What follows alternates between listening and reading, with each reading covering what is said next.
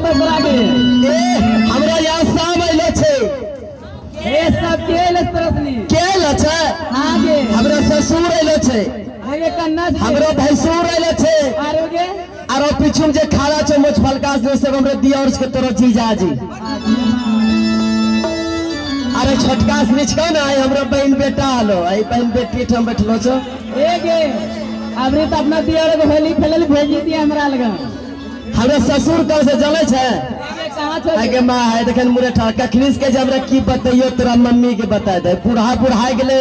आई बेटा पुतौर नोच देखे में से लाज लगे छे तनियो गो